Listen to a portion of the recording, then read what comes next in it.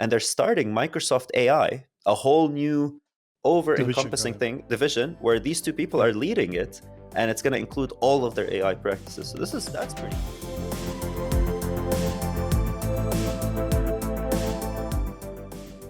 Hey everyone, this is Heini and Zachariassen here, and welcome to Founders Weekly, where we cover the news for startup founders and tell you stories you can learn from.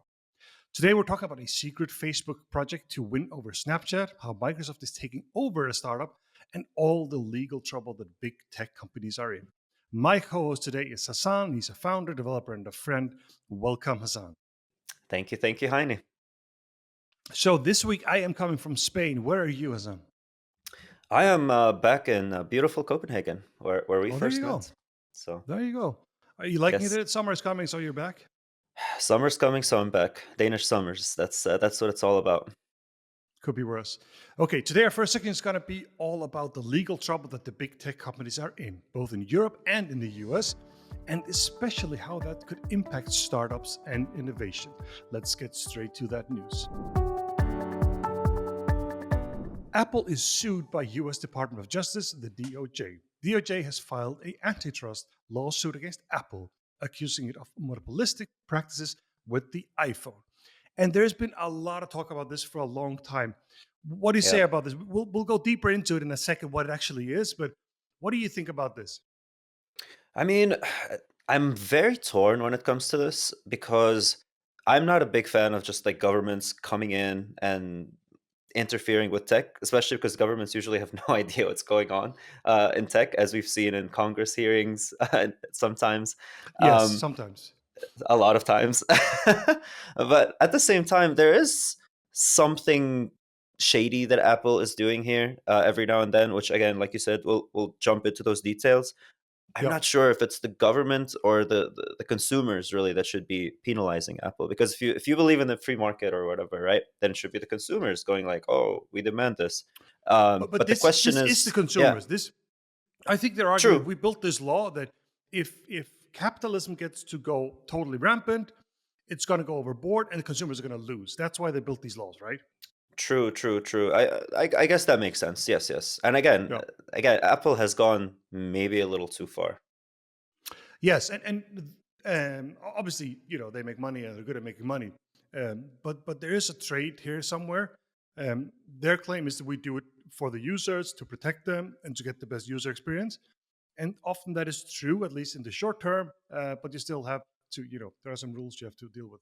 But let's have a look at what they're actually saying, which is quite interesting. So they are saying that that Apple is blocking super apps, excluding cross-platform messaging apps, diminishing the functionality of other non-Apple smartwatches, and limiting third-party digital wallets. And these are some of the biggest ones, but let's take some of them. So the super app thing is interesting. I just came out of China, and obviously WeChat is the biggest. It's almost like a platform over there. Why do we not have that in the West? They're saying nobody was able to build that because Apple and Google blocked it. Yeah, exactly. I mean, of course WeChat wants to be in the app stores in the US and the UK. Why aren't they here? Why isn't Alibaba here? I think these are questions that people like us founders would ask, but people aren't aware that these super apps even exist specifically in China. In fact, this is the whole X thing with Elon Musk. He wants to build an everything app, right? So he's trying to do that here. And it's going to be very interesting to me once X actually starts to go that route fully. But their argument is you can't do it. You can't do it because Apple is keeping such a hold on the iPhone hardware that you lose your ability to actually do that. Is that true as a developer? Well, no. I mean, if you have a great app for everything, you can bundle it all up together. I think this is more Apple just, locking people out of the App Store anytime they're trying to get, especially because we have examples of it. There is no WeChat where we are. Yeah. So no, exactly. So there's some truth there somewhere. Yeah. They're literally preventing developers from doing it. Like I'm talking legally, not in terms of software. Okay. So the next one is a big one, and it's it feels like such a small thing, and that's the messaging apps, right? Google has been pushing Apple and teasing Apple by going on this new standard, but they keep insisting on iMessage. And I don't know if Apple is really, they're trying to be holy, want to give the best experience here. Yeah, it's not, I don't think this does not make Apple look good. No, see, you until recently, or maybe not. I don't know. You've always been the Android user, right? I think we've had this Yes, that's discussion correct. since we met, We right? have, And we I was have. the iPhone user. I have no idea what to think about this one. I've always tried to empathize with the Android crowd, with the blue bubble and the yellow and the green bubble, right? Yeah. To me, it just seems like Apple building just a great app, a messaging app for their users, and it's not like you lose any. Like you can still message No, no, Android. it's horrible. It's horrible. All Is it? videos, everything gets, yeah, it's so bad. It gets so But bad. Yeah, yeah. between And Android, look, it's good. yes, yes, it is because there's some kind of NCS standard that they do, and most of these chat apps do, but Mm, Apple doesn't, right? Apple knows exactly what they're doing here. They should have been on that standard a long time ago. Look, I've had kids that have changed platform because of this bloody bubble. So mm. there's no doubt about that. People love iMessage. iMessage. It's a great product, but it is keeping some people out. Yeah, yeah. No, okay. I see it now. I see it now. I think I was definitely in the dark, or maybe in the green bubble So when it yeah, comes to that. someone played a specific. I saw something about, there was a Q&A where Tim Cook was asked. A person comes up and he has an iPhone, and then he talks about sending messages to his mom that has an Android, and he complains that the video comes out, it's not very good, and Tim Cook says, you know what, you just buy your mom an iPhone. And people laugh, Ooh, and it's really funny, right? But that is being used against him. that So is, so it's a yeah. little unfortunate. That's Apple 101 right there. Yeah, And exactly, actually, exactly. that really relates to the next one, the smartwatches one, right? Like the Yes. smartwatches one is just intense. You have Yeah. Apple preventing people, right, from actually like connecting with their software with iPhones. If you have like a different watch, it's just terrible experience compared to Yeah. any other phone. And then if you buy a Apple Watch, which should work everywhere, right? Nope, it pretty Apple much only. like only works with iPhone. That one Yeah. is that one's very Apple 101 kind of thing. Yeah, and it's so tricky, right? And I bet most users just think, look, this is great because that's why Apple works, and there is some truth in that too, right? But look, I think it's good the government pushes a little bit here. There's certain things they should. So we got to find some kind of balance here. Especially because, here's the thing, the price point. Apple is just expensive.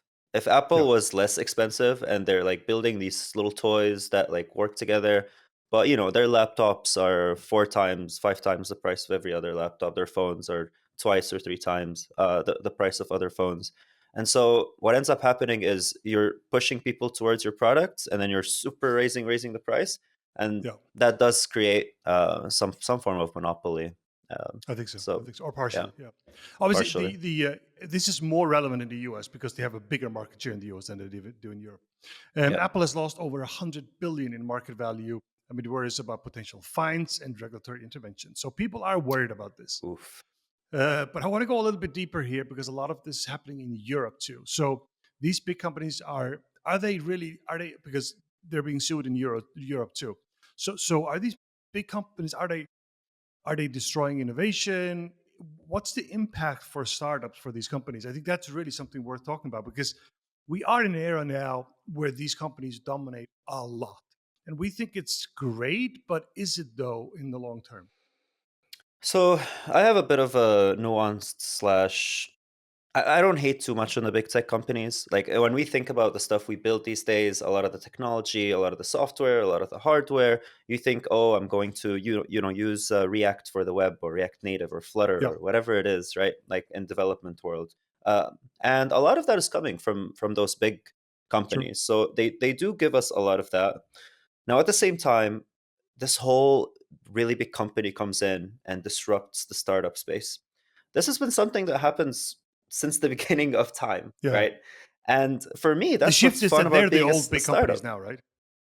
Correct, correct. Yeah. They are now the big companies, but I personally don't worry too much about like Google and Facebook and whatever coming and taking my startup idea and stealing it and making it a million times better because for me, like, that is actually our unfair advantage, is that we have less time, right? The Sure. whole work smarter, not harder thing in startups is actually what people should be doing, because these companies come in, right? They put in thousands and thousands of employees and hours. You have 40 hours a week, maybe, or whatever. If you're really killing it, 80 hours a week, right? 10 people, 800 hours a week, you're never going to outwork them. It's impossible. The only way is to outsmart these companies. And I think Yeah. that has never changed and will never change. And as always, you can maneuver our smaller ship in a startup much faster than a big company. Or you can sort of, you have more courage, you can move faster, you can make more gutsy decisions. I think that's where they often fail. We Yeah. talked about this before. That's why Google is failing too, I think. Yeah. But yeah, I am a little more worried, I will say. I think if you're building in verticals like us in a wine app, it's a huge market, but it's also a little bit too small for Mm. Google to really focus on it. But what if you want to win something really big?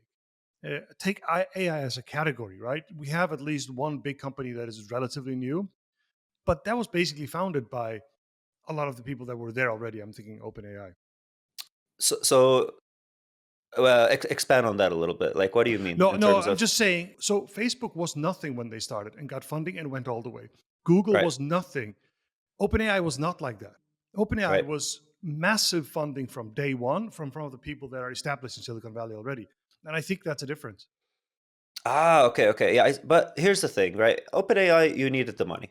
You need Sure, some hundreds people, of some millions companies need of more money. Yeah, dollars, right, in order to train these models. So yes, if you're a repeat founder, if you're in the industry, it's going to be easier for you to get more money. That is going to give you an unfair advantage. Again, this is where innovation comes in. yeah, I don't know, totally. like, And you have to again, move I faster. You have to be more courageous. exactly, and I really think, again, that talking about net positive versus net negative, I still think Yeah, they're net positive because they are enabling us to build the things we build now, in many yeah, many ways, right? yeah. You are very But loyal to them, I must say. I, But yeah, which is weird because I'm usually the disruptor. I mean, I am, right, and I've never worked really, like, for one of the big tech companies. Like, I've had offers and I said no because I just, like, no, I would never work for Facebook. Oh, I don't like them. I really don't. But it's okay to say, like, oh, okay, cool, yeah, they provide us with some things. Like, I don't yeah, mind their look, existence. I don't believe that they're evil and stuff. I don't believe in that. I Right. mean, in their core, they're companies that try to make money, and they will maybe say some things, but really have we should make this a little bit different, so it's a little bit harder for others. I mean, that happens, right? So Yeah. let's take a look. We have one more story, which is quite interesting because Apple's argument is always going to be, hey, we do this to get a better user experience, and which is true. We know that is true. Like if you make closer ecosystem, there are advantages to the user Right. experience. So the next story is Facebook had a secret project to kill Snapchat. Facebook launched Project Ghostbusters in 2016 to intercept Snapchat traffic. Court documents revealed that Facebook aimed decrypted Snapchat communications. The secret project goal was to understand what behavior users had on Snapchat. Facebook's project intended to gain a competitive advantage over Snapchat. And why the name Ghostbuster before we move on here? Because of the logo, I am dying laughing at the name. That is brilliant. That is Yeah, brilliant. it's good funny. Yeah. So I mean, this is just an example of the big guys. Again, I'm not saying evil here, but like being a little bit more. This is not good, right? You should not be doing these kinds of things. Yeah, I mean, there are Project Ghostbusters everywhere. If you're doing good and there's a project in a big tech company with a good name aimed at disrupting whatever you're doing, congratulations, because you're doing good. You're doing You're really on their well. radar. You're on their You're radar. on the Obviously, radar. with Facebook, there was a story, right? They tried to buy them. They didn't want to buy them, and then Meta, Facebook really decided to go after them, right? That's actually a classic meta thing, Yeah. as well. Threads. They either copy or buy. They don't really innovate, but they're really That's good at that's building it. stuff that's been built already by somebody else. Correct. Yeah. Correct. Okay, we're going to do one more of these. Again, not evil companies, but just big companies. And so Microsoft to pay Inflection AI 650 million after scooping up most of their staff.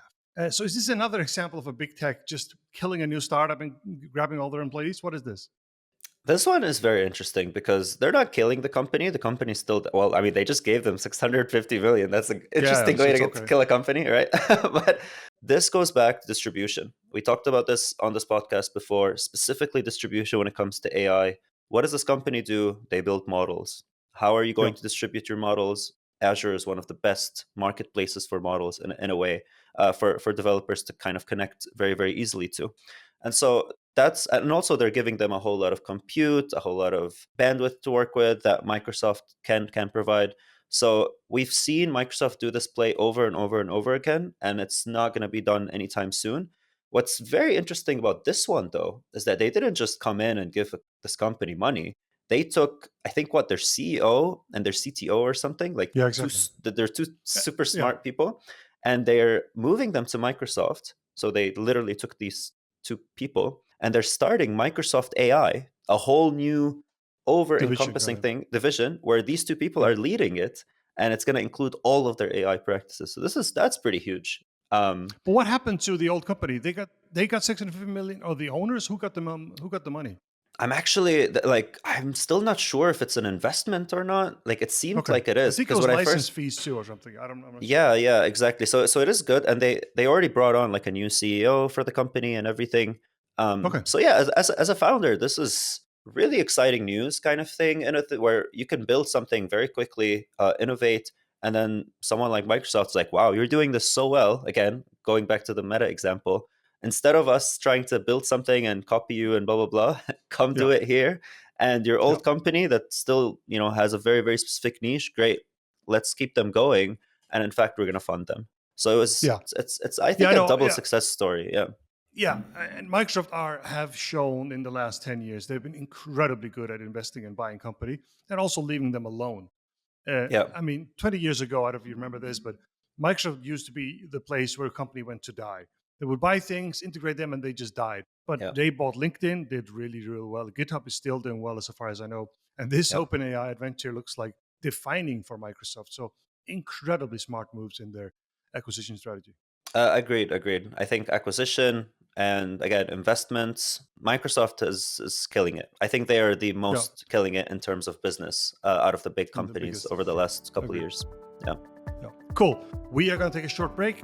When we come back, we're going to have some more news. We are back. So, the next story here. AI fueled startup success. 80% of founders report positive impact from AI.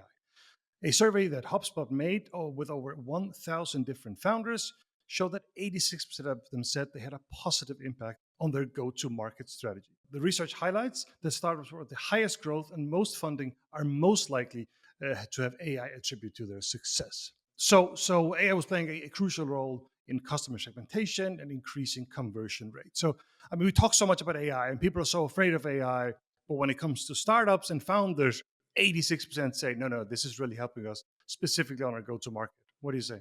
I love it. I love it. I think there are two aspects here. The first one is the funding bit. That one is a bit like VCs coming and saying, "Oh, you don't have an AI thing, we're not going to fund you." So, No, of put AI behind your name, otherwise we won't fund you. exactly. So, Hassan.ai and we'll send has you some money. it has to be. It has to be. Yeah, But also, the more interesting thing, which again, I really implore a lot of founders to do, AI is not a chatbot. It is a no, tool, right? yeah, We are still building core businesses, core niches. You are building, I don't know, the best tree app in the world, right? And you can still focus on the trees and what you do best there. And then AI/LLM is just another toolbox for you to, yeah, like you said, segment those trees better and yeah. provide. But it's just the best. Yeah. You said it before. It's the best API you've ever had, Yeah. and you don't have to program it in the same way. You can have it do all kinds of things. It's stunning what we can do. Exactly. You can control the output, you can control the input. I think that's a lot of what this whole AI revolution has been about. And the more people realize that, and again, stop adding chatbots to your companies. At 99% of We can do more companies than that. should not be a chatbot. That's not how you use AI. So, yeah. Let me turn this around here. So, who are the 14% that say it sucks? The people adding the chatbots to the companies. Yeah, this is not No, helpful. but Yeah, No, but I mean, at the same time, there is a lot of, fear when it comes to AI. There's a lot of, Of course. especially there are companies But you that should you just, really be a startup founder if you're afraid of everything, especially technology? it's always going to keep happening.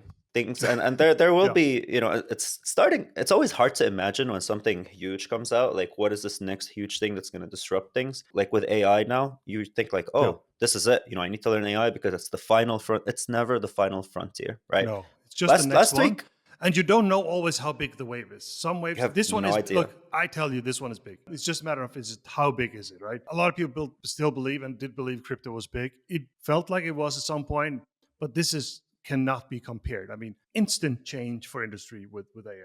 Absolutely, absolutely. I mean, if we Right. go into the crypto space a little bit, there's the whole NFT thing. I think that Yeah, one was really interesting because people were terrified. People were like, "Oh, yeah. I need to figure out what this NFT thing is. If I don't, put my stuff on NFTs, then I'm You're gone. It's completely over. irrelevant." You gotta. People need to chill, but also, Just to that, like yes, people said to me, Heine, what are you crazy? When I said, look, we haven't really looked into it yet. We're not sure what to do. Are you insane? Like, this is the next big wave. Saying, like, you are stupid. And I just like, come on, come on. But I will say with AI, though, if you don't do something, somebody else will. yeah, somebody else will. Not because they are just doing something with AI and you're not. It's because No. AI helps you deliver better user experiences for your user. And so they are going Yeah. to ultimately deliver a better product. And Yeah. that's what Or it's make all you more about. efficient, whatever it is. It's just all That's over. it. That's it. Again, Yeah. it's not just about using it. And there will be future things. Yeah. Like we talked last week about Neuralink, how that might everything might be Yeah. happening in your brain. And maybe if you don't program something for people to use their brains with, then you're irrelevant. People are gonna tell you Yeah. that. But again, it's And it's yeah. over to keep an eye on these technologies, right? Some of them come faster than others, and this Neuralink thing we talked about last week, maybe it comes in 2 years, maybe it takes 20 years. We don't know that yet. I mean, take something like self-driving. I really believe would have been further than we are now, but sometimes it just comes suddenly. Just you don't know. You don't know. You don't know. And it's important. I'm going to mention this real quick. During these kinds of times that keep happening, to take care of yourself and take care of your Yeah, mental health in a way and take care of your stress always. levels, right? Because as a founder, the worst thing that can happen really is you kind of going into a burnout or like being super Yeah, stressed and worried about the future and what worry about the things you can control, you can do. There's so much. The nice thing about AI, again, is it's yeah, opening up more tools for you. It's not yeah. this scary thing where anyone can come use AI and copy your company. That's a myth, right? So Totally. Always take care take of you. yeah, Although paranoia for a founder, I'm afraid, is also a good thing if in a yeah. certain balance, right? Exactly. In a certain balance. In a certain Yeah. balance. We are gonna move to the next one. 1991 Ventures in London joins the growing list of VCs aiming at investing in Ukraine startups. The fund, named after the year of independence, and will focus on investing in startups led by Ukrainians inside and outside Ukraine. So I wanted to bring up this, obviously, just to always show support for Ukraine. It's great to see that we really have money putting into startups inside, outside Ukraine. So whatever we can do to support Ukraine, we need to do. Absolutely, absolutely. I agree. Also, Ukraine in general is so Ukraine is a country that really transformed back in the days and now the outsourcing field, right? Like people would Yeah, always kind of go to the let's just call it the Far East for outsourcing, and then Ukrainians are just such good software engineers. Like they were building incredible. extremely high quality stuff. Not just Ukrainians, like Ukrainians, Romanians, etc. And it's really it sucks with the war. It's awful. I hope it all ends soon. And it's just really great again continuing to invest in this country with so many brilliant people. So Yeah, makes me really happy. totally. Yeah, me too. Me too. And apparently there are more funds to do. This was another one. In 1991, obviously the year of independence. So Yep. Slava Ukraine. So cool. We're gonna move on to the next one. Adam Neumann offers to buy back WeWork for more than 500 million. According to the Wall Street Journal, WeWork co-founder Adam Neumann has offered to buy back WeWork for more than 500 million. So, like, this guy can't disappear, apparently, right? I have no like WeWork to me is just a funny joke now that we just Yeah. bring up every now and then. I really don't understand this company. I'm very like, okay, Heini, what would you do? Like, if you saw this huge space where this giant company massively collapsed in and out always, and you're like, you just want to go in and you want to build a startup in that space, like, what would you Yeah, do? it's weird. I mean, I think there are signs that no, everything a lot has happened since 2020, right? So Right. for the market and so on, but it looks like a space that it's really that business model is really difficult to do, incredibly hard. I mean, the basics of I did a video on this a few years ago just about this. And there are many problems, and I think Adam Neumann was one of them. But also, their investors were like SoftBank just messed it all up and just threw too much, fire on everything there. But the fundamental problem here, as I see it, and someone told me this, is that you're taking long-term commitments. So you do a long lease and convert that into short-term commitments. That is just Ooh. incredibly risky, right? So I have to do a 5-year lease here, and now I'm going to sell it to you 1 month at a time. And when stuff goes up and down, Mm. I'm just holding a massive risk here. Unless you pay me 3-4x what I pay, then the risk is just too high. Wow, I have not thought about it this way. That's Yeah, okay. it's That makes so even much Hassan sense. learned something on this podcast. Imagine I'm always learning, always learning. that. Wow. Fantastic. No, yeah, no, it is a strange. And when I did the list of the reasons why WeWork failed, Adam Neumann was not number one. I just felt like SoftBank just messed up that company horribly. And obviously, Adam Neumann getting as far as he did, he had many talents, and at least as many or more flaws. But he really had some talent too, and we shouldn't Yeah, we shouldn't it's just forget like that. a really difficult problem, I guess. So what do you think happens Yes. now? Think this is gonna Well, work? I think most likely there is a brand there, right? So if they can Yeah. find some kind of modest model, they reset all the debt, reboot the company, and then maybe there is something there. I just don't know why they would sell it to Adam Neumann. I think you need sort of frugal operators to run a company like this. Mm, Adam Neumann should run some other company, maybe, or maybe okay. not. Okay. Very interesting. Very interesting. Yeah, or maybe he's just be a preacher man. He looks like a preacher man. He feels like a preacher man. Yeah. Yeah. I Yeah, mean, we need more preachers in this world. yeah, for Sarcasm. sure. Sarcasm. Yeah, okay, with the right things. Yes. So we had one more story, Hassan, but you're going to start that one. What was that about? So actually, speaking of preachers, I wanted to ask you, and I said I'm going to ask you this live, and you don't know this one, but this whole like Trump thing with SPAC and Truth Social. Yes. I'm just Yeah. gonna, you know how like you go into Google and you put keywords. I'm just gonna throw the keywords at you because I know nothing about this. I don't know Yeah. how Let's it see what we can get works. out of it. Well, yeah. Basically, they've trying to do this SPAC with True Social for a long time, which means they merge into another company and then it's a listed company. And that SPAC that is listed already has a certain price. Then reporters and so on say, okay, this is the price of the thing that's listed right now, and this is what the number of shares that Trump owns. And then they say, holy crap, he's going to get 3 to 4 billion out of this. And that is just not how it works. I mean, Mm, I think there's a massive misunderstanding here. Number one, what happens there, obviously, when the merger happens, is massive dilution. So somehow that overall value, goes down. That's what. Who knows if people are buy or sell this Truth Social? It's overpriced beyond anything already, by the way. So But so the but so most by the important way, thing, when you say 3 or 4 billion, that's in like his net worth kind of thing, you mean? Or do you mean like yes, cash? No. no, not cash. No, exactly. That's I was that's gonna what say, yeah.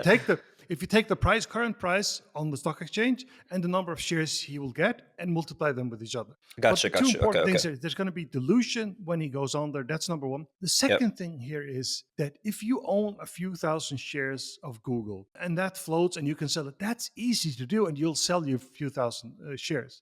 That's Right. fine. His stock is going to be locked up for some time. That's pretty, public out there. People know that it's going to be locked at least 6 months. That can be changed by the board. The other Mm, thing is that it's so much that every single share you sell, somebody has to buy them. So for every share he has to sell, mm. pardon my French, idiot's got to buy this totally ridiculously overpriced company. I mean, Yeah. ridiculously overpriced.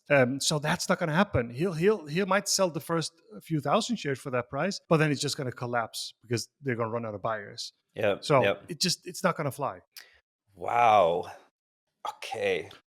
So I think This the media is misunderstood that a little bit, right? yeah, because I mean, you got to have a very solid understanding of how all that works. Like I Yes. didn't, all right, before you No, just no. explained it to me. So, huh. We'll see in the comments if I know what I'm talking or not. So we'll see when people say So are you you are don't you know gonna anything about buy it. Are you gonna buy some Truth No, Social stock? yeah, no, not even for free. Not even for free. All right, I got you. Did you Cool. did you uh, But did you get yeah, did you get some Reddit stock? I did not, and it's been going up and down a little bit. They had a really bad day Tuesday, went down 50%, but they're still. I think that they'll be fine. But let's see how it goes. I just gotta They're still mention. up I from gotta there mention too. You Reddit did, at least you did. once Oh, you get because you're an editor. because I'm a Redditor. I gotta do it at least My once, God. once per episode. Has to happen. Wow. Incredible. Yeah, that's true. We got to mention it every time. But I was thinking, did you get any stocks or did you actually get them because you're a Redditor? I did. I I Oh, there uh, you go. I did it after because I'm not really too much into the stock market kind of thing, but I did it. I did it after our episode last week. I'm like, you know what? I gotta put What did you my buy for? How much? Do you uh remember? I think it's a how much it 54 now. was. It probably collapsed since then. I don't know. I think it has collapsed. I have definitely lost money. Yeah, No, it's fine. It's fine.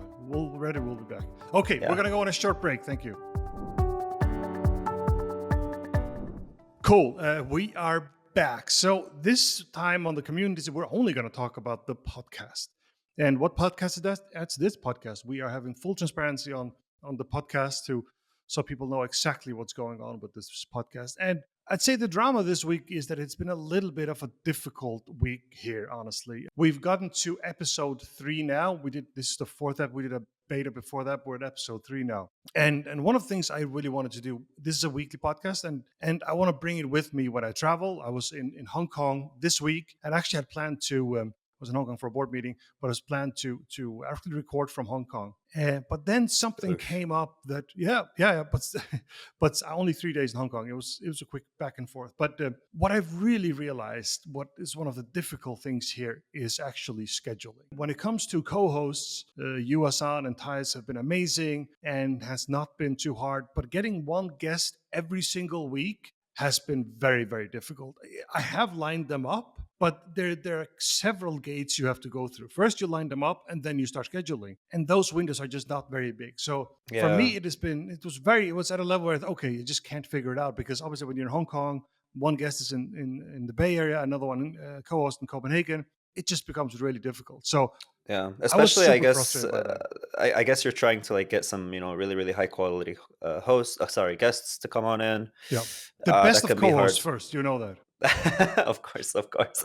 No, but so how are you kind of solving for that now? Like, how would you Yeah. deal with Yeah. the scheduling? And Yeah, this is the thing. Like I'm a founder, right? I'm an optimist and I always believe in things. And I always gotta go ambitiously after something. And people say, oh, this is gonna be hard. You know you're gonna need 50 guests in a year. yeah. Yeah, that's true. I'm gonna need 50 guests a year. But I'm still gonna go and do it. But there are a couple of things that I'm gonna change here. Mm. One is that I have to realize that I am gonna fail once in a while, and it's just not gonna work to find a guest at the exact time where I need to record.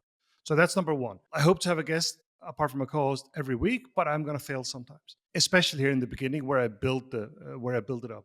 The other thing is when I thought I was going to have like a 4-week plan, that's not going to fly. It's 8-week minimum, probably 12-week plan. And the reason is just because I need to know where I am in the next 12 weeks. And then I need to be able to say these guests that, oh, these next 3 weeks are taken, but these are the 4 or 5 slots. And then you have time zones too, right? So some of them are in Europe, others are in the Bay Area or even in Asia. And I have to change time all the time. So it gets really quite Wow, complicated. this is 3D, this is 3D scheduling.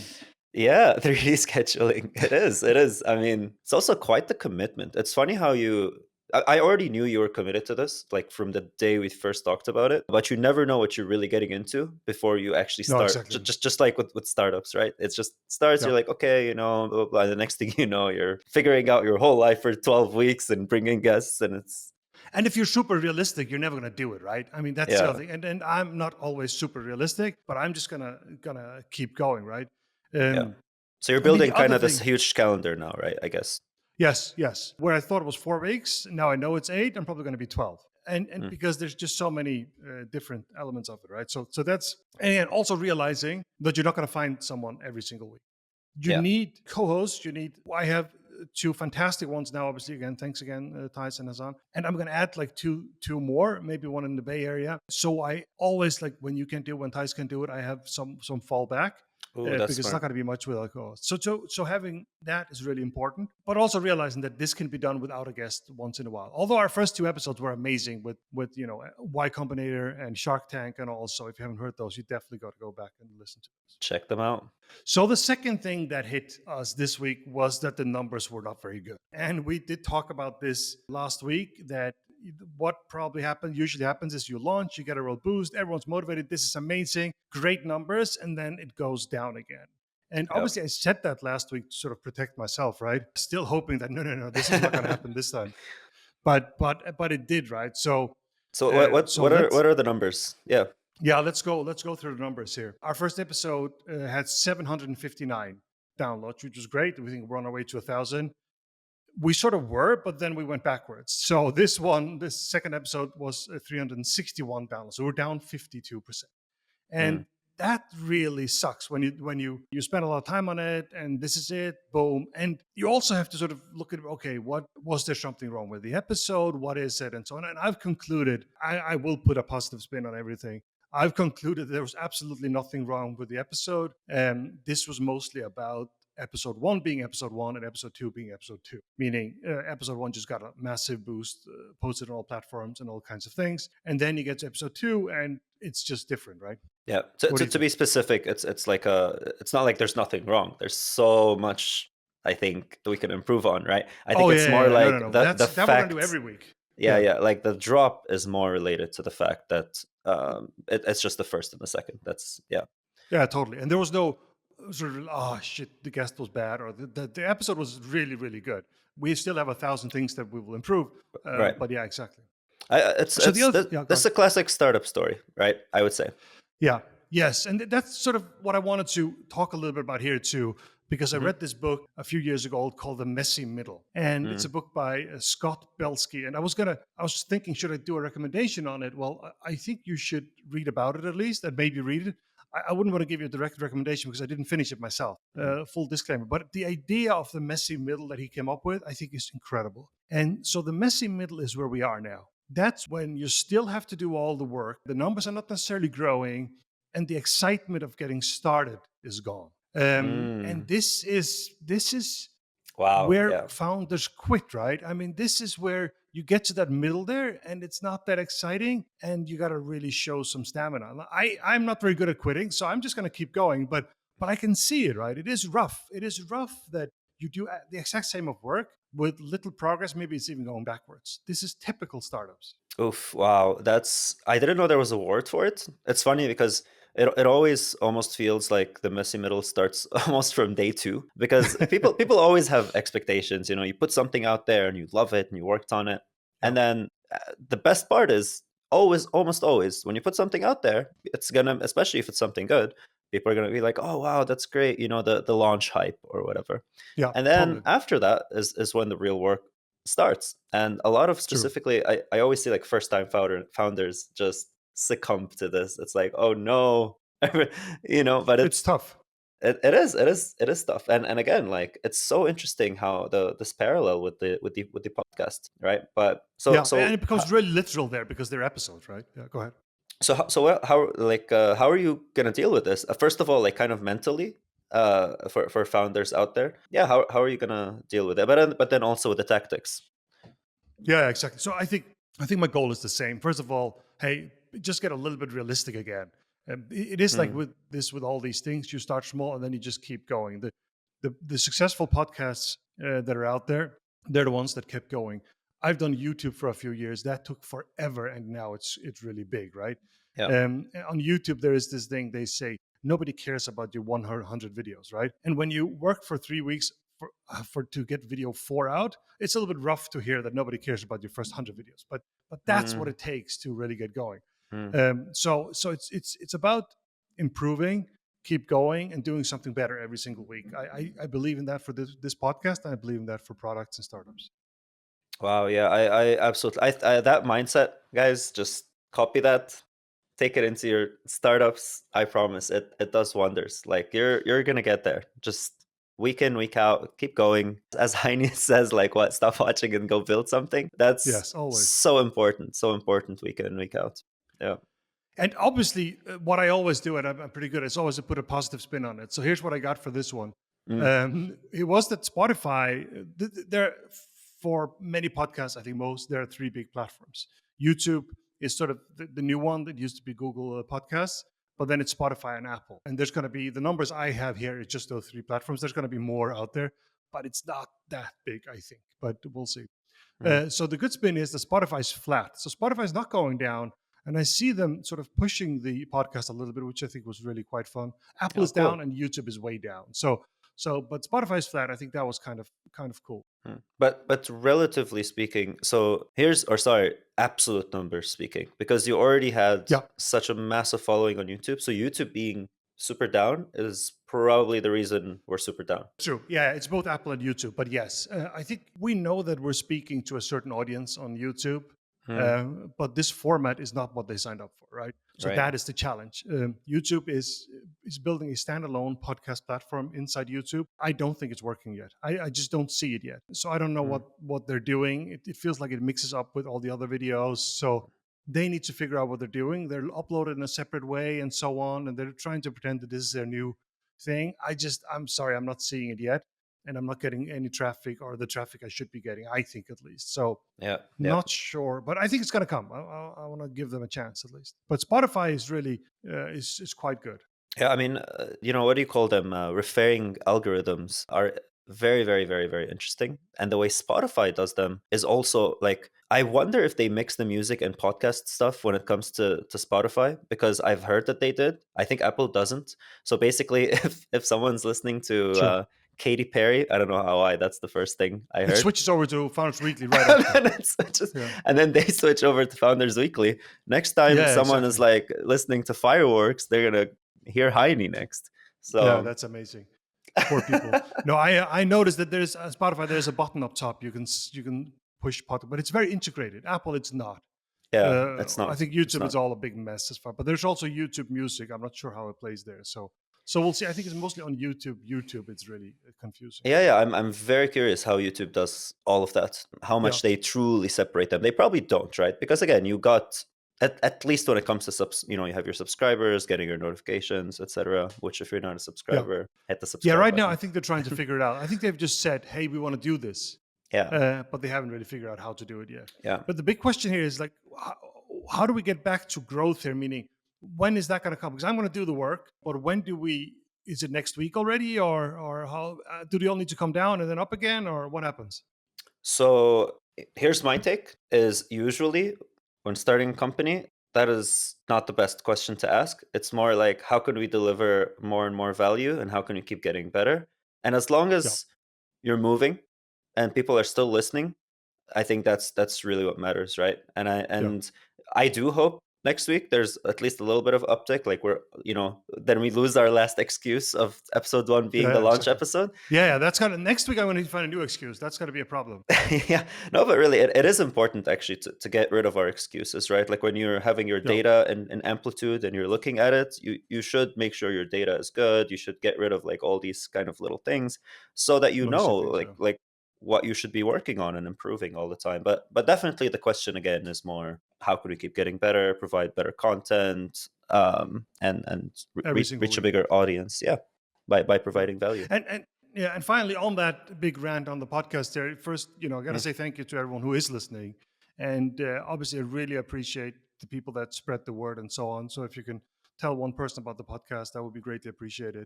And we see followers numbers are going up. That's not a big thing on those two platforms, but they're definitely going up. So I'm just going to keep pushing, and I'm glad you're still here. Yeah, thank you. Okay, we've come to the end. Please make sure you follow and subscribe wherever you listen to podcasts. And please leave a review and rating. It really helps. For all of you out there on YouTube too, please make sure you check out Raw Startup. You can find a lot of good videos about building a startup. Thank you very much, Hassan, for being on. This has been Founders Weekly. Now stop listening and go build something.